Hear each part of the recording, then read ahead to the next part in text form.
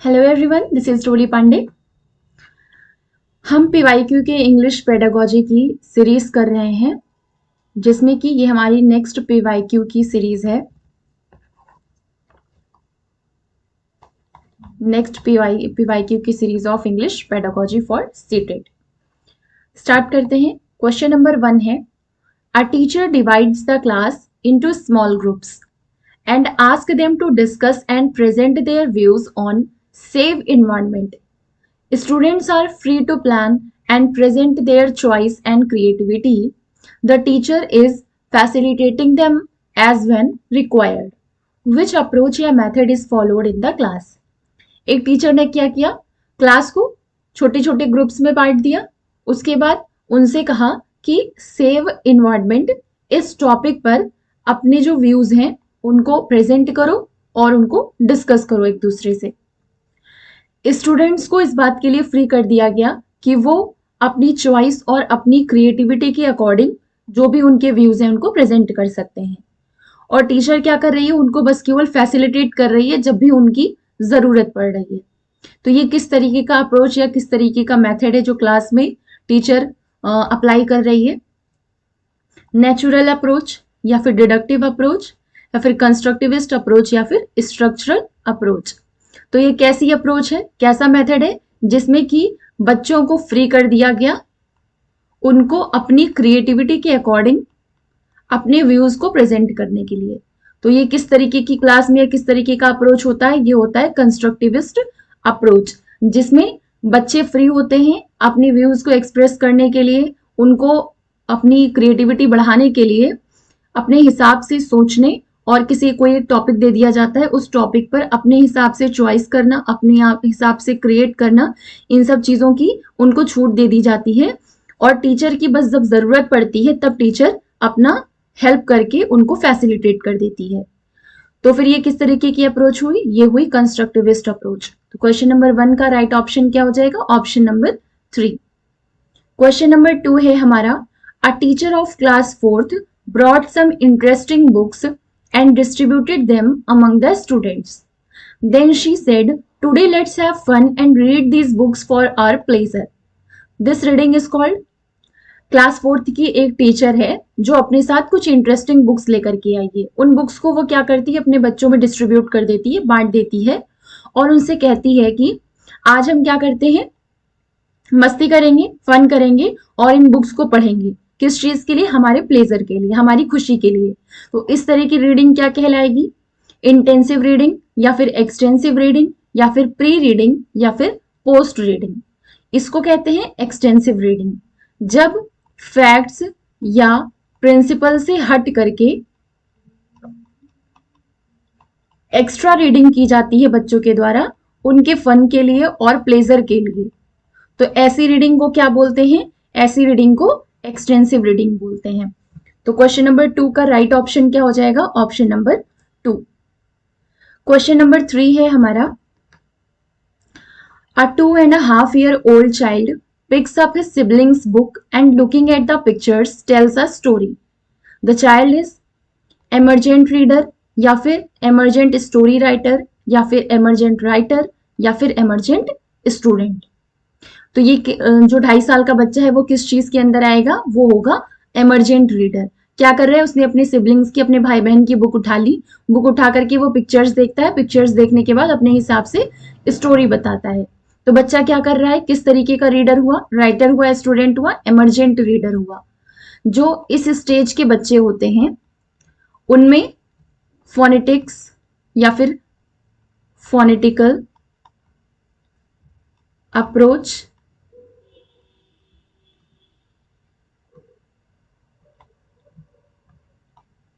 Phonetics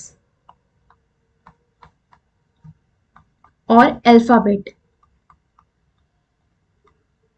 ये सारी चीजें डेवलप होने लगती हैं। तो इस वजह से वो क्या करते हैं, या फिर पिक्चर्स वगैरह देख करके अपने हिसाब से अपनी अंडरस्टैंडिंग क्रिएट करना, ये इस एज में डेवलप होने लगती है। इस वजह से बच्चा क्या करता है, अपनी सिबलिंग की बुक उठा करके पिक्चर्स देख करके अपने हिसाब से स्टोरी बताने लगता है। तो क्वेश्चन नंबर 3 का राइट ऑप्शन क्या हो गया? Option number 1, that is emergent reader.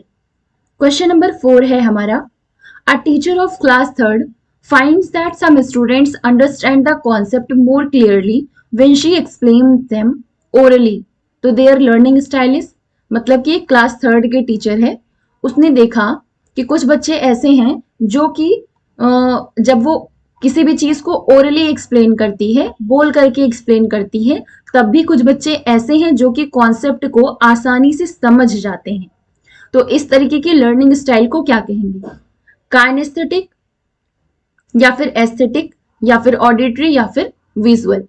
जब बच्चे ओरली किसी कॉन्सेप्ट को सुन करके समझ जाते हैं तो फिर इस कॉन्सेप्ट को या फिर इस लर्निंग स्टाइल को क्या कहा जाता है? Auditory learning style. इसको बोलते हैं ऑडिटरी लर्निंग स्टाइल। तो क्वेश्चन नंबर 4 का राइट ऑप्शन क्या हो जाएगा? Option number 3, that is auditory. Question number 5 है हमारा, a teacher asks the students to read the text for information and create their own interpretation beyond the literal level. Which sub skill is she practicing in her class? ये C वाला practising नहीं, S वाला practising हुआ। In the class teacher क्या करती है? अपने student से कहती है कि जो भी इंफॉर्मेशन लिखी हुई है या जो भी टेक्स्ट लिखा हुआ है उस टेक्स्ट को पढ़ो, पढ़ने के बाद अपने हिसाब से अपनी इंटरप्रिटेशंस को क्रिएट करो।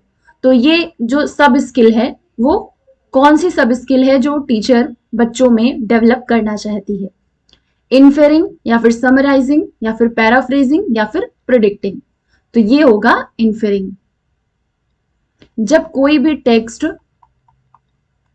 फैक्ट, पैसेज या स्टोरी बच्चों को दे दी जाती है, देने के बाद उनसे कहा जाता है कि वो अपने खुद के इंटरप्रिटेशंस उस पर क्रिएट कर सकते हैं, खुद के इंटरप्रिटेशन क्रिएट कर सकते हैं। तो किसी भी टेक्स्ट पर या किसी भी पैसेज पर, किसी भी स्टोरी पर अपने खुद के इंटरप्रिटेशंस बनाना, इसको कहते हैं इन्फेरिंग। तो क्वेश्चन नंबर 5 का राइट ऑप्शन क्या हो जाएगा? Option number 1। क्वेश्चन नंबर 6 है, story telling and listening to stories play an important role because stories, मतलब स्टोरी टेलिंग, स्टोरी बोल करके बताना, स्टोरी कहना, या फिर लिसनिंग टू स्टोरीज कहानियों में ज्यादा इंपॉर्टेंट रोल क्यों प्ले करते हैं? क्योंकि ये present language as a whole, या फिर help the teacher to maintain classroom discipline, या फिर help to teach and learn new and difficult words, या फिर use many structures of grammar and help children to learn them. तो इसका right option हो जाएगा ऑप्शन नंबर 1। जब कहानी पढ़ाई जाती है तो कहानी भाषा को पूरी तरीके से रिप्रेजेंट करती है, एज अ होल प्रेजेंट करती है। इस वजह से कहानियां जो हैं वो इंपॉर्टेंट रोल प्ले करती हैं। क्वेश्चन नंबर 6 का राइट ऑप्शन क्या हो गया? Option number 1, that is present language as a whole. Question number 7 है हमारा, before starting a new chapter on the honest wood cutter the teacher started a discussion with the students on honesty. तो what is the teacher trying to achieve with this activity? नया chapter start कराने से पहले, chapter का नाम क्या है? Honest wood cutter. तो नया चैप्टर स्टार्ट कराने से पहले टीचर क्या करती है? बच्चों से एक डिस्कशन स्टार्ट करती है ऑनेस्टी के ऊपर। तो टीचर क्या चीज अचीव करने की, ये एक्टिविटी करके क्या चीज अचीव करने की कोशिश कर रही है? एक्टिवेट स्टूडेंट्स प्रीवियस नॉलेज, यही आपका राइट ऑप्शन हो जाएगा। जब भी कोई नया चैप्टर पढ़ाना हो तो उसके लिए क्या करना चाहिए? बच्चों की प्रीवियस नॉलेज से उसको रिलेट कराना चाहिए पहले, उसके बाद उस टॉपिक को स्टार्ट कराना चाहिए। इससे बच्चे क्या करेंगे? उस चीज से जब रिलेट करेंगे, रिलेटेबल होंगे, तो उस टॉपिक को ज्यादा अच्छे से, उस कॉन्सेप्ट को ज्यादा अच्छे से समझेंगे। ठीक, तो ये क्या हो गया? क्वेश्चन नंबर 7 का राइट ऑप्शन हो गया ऑप्शन नंबर 1। क्वेश्चन नंबर 8 है, a child got admission to a new school. The teacher was surprised to see that she would speak 4 languages fluently but could not speak in English. तो she is एक बच्चा है जो कि नए school में admission लेती है। तो टीचर क्या करती है? ये देखकर सरप्राइज हो जाती है कि वो 4 लैंग्वेजेस बोल सकती है लेकिन उसको इंग्लिश बोलनी नहीं आती है। तो वो मल्टीलिंगुअल है या फिर लिंग्विस्ट है या फिर मोनोलिंगुअल है या फिर बाइलिंगुअल है, वो क्या कहलाएगी? मल्टीलिंगुअल। जब 4 से 5 लैंग्वेजेस किसी को फ्लुएंटली बोलना आता है तो उसको क्या कहेंगे? मल्टीलिंगुअल कहते हैं। क्वेश्चन नंबर 8 का राइट ऑप्शन क्या हो गया? Option number 1, that is multilingual. Bilingual 2 भाषाएं आती हो, मोनोलिंगुअल 1 भाषा आती हो, लिंग्विस्ट भाषावादी को बोलते हैं। क्वेश्चन नंबर 9 है हमारा, a student of class 5th while reading a chapter finds some difficult and unfamiliar words and is not able to get the meaning of those words, he should। 5th class का एक बच्चा है, वो जब reading कर रहा है chapter को तो उसको कुछ डिफिकल्ट वर्ड्स मिलते हैं या कुछ वर्ड्स ऐसे मिलते हैं जिसको उसने कभी सुना नहीं है, तो वो उसकी मीनिंग नहीं समझ पाता है, तो उसको क्या करना चाहिए? Guess the meaning in content, या फिर ask his classmate every time to help, या फिर आस्क द टीचर, या फिर इग्नोर और skip the word and keep reading. तो इसका राइट ऑप्शन क्या हो जाएगा? Question number 1, guess the meaning in content. कभी भी रीडिंग की प्रैक्टिस कर रहे हो या रीडिंग स्टार्ट कर रहे हो किसी भी लैंग्वेज में, तो पहले पूरा चैप्टर या पूरा पैरा पढ़ लें। पढ़ने के बाद उस वर्ड की कौन से कॉन्टेक्स्ट में मीनिंग दी है इसको खुद से समझने की कोशिश करें।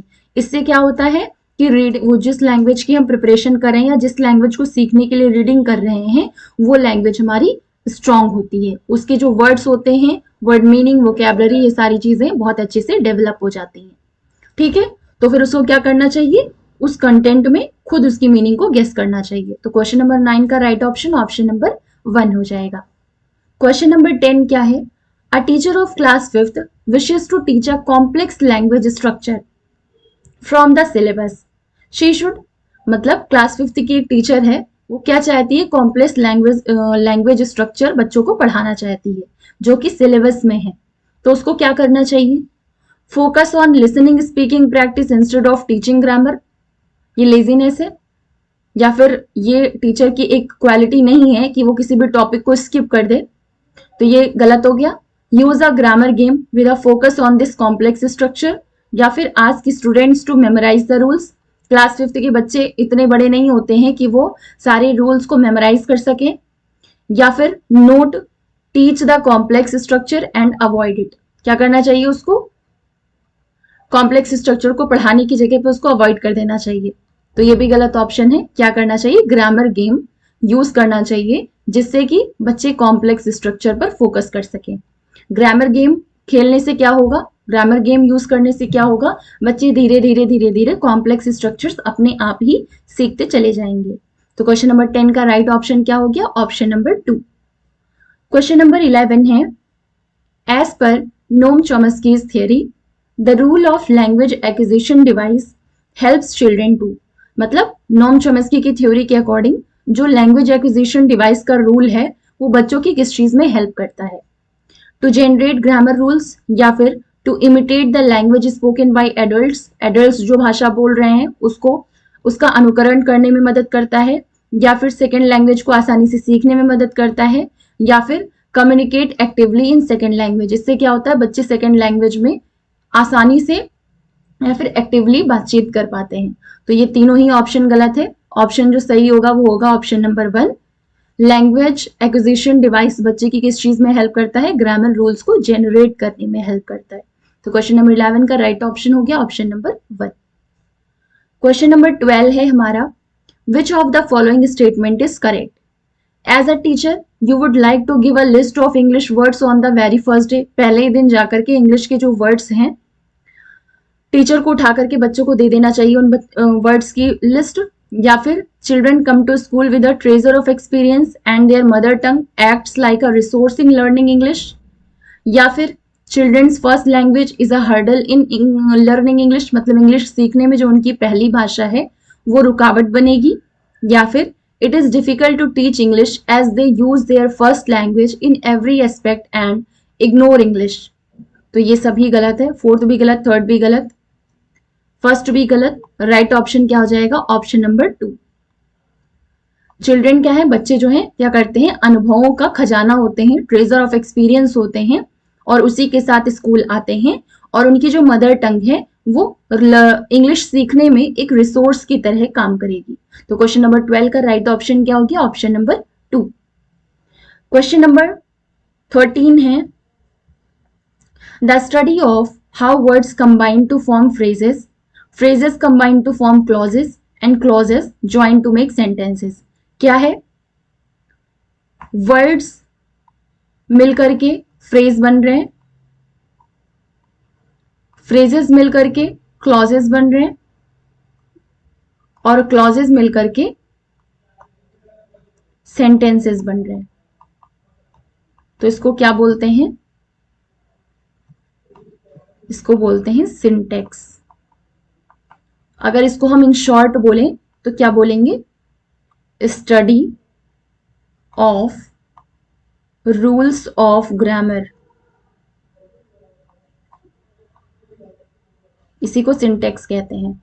या फिर इसी को थोड़ा सा इलैबोरेट करके लिख दिया गया है कि किस चीज की स्टडी?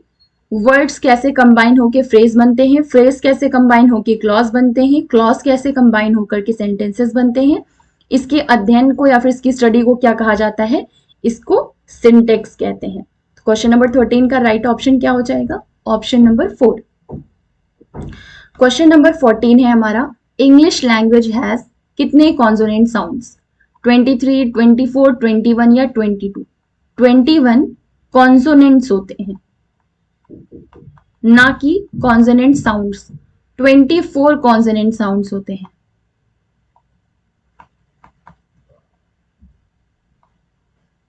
ये मोस्ट इंपॉर्टेंट क्वेश्चन है, ये अक्सर इंग्लिश पेडागोजी में पूछा जाता है। जो 24 कॉन्सोनेंट साउंड्स कितने होते हैं? 24 होते हैं और कॉन्सोनेंट्स कितने होते हैं? 21 होते हैं। क्वेश्चन नंबर 14 का राइट ऑप्शन क्या हो गया? Option number 2। क्वेश्चन नंबर 15 है हमारा according to national curriculum framework 2005, मतलब एनसीएफ 2005 में English in India is dash in a multilingual country. कैसी लैंग्वेज है? ग्लोबल लैंग्वेज है, फिर एसोसिएट लैंग्वेज है, या फिर फर्स्ट लैंग्वेज है, या फिर फॉरेन लैंग्वेज है। एनसीएफ ने इंडिया में इंग्लिश को ग्लोबल लैंग्वेज माना है। क्यों? क्योंकि ये मोस्टली कंट्रीज में यूज की जाती हैं, इस वजह से इंग्लिश को ग्लोबल लैंग्वेज कहा गया है एनसीएफ 2005 में। ये थे हमारे पीवाईक्यू इंग्लिश पेडागोजी के। मिलते हैं नेक्स्ट वीडियो में नेक्स्ट पीवाईक्यू के साथ। Thank you. मिलते हैं नेक्स्ट वीडियो में।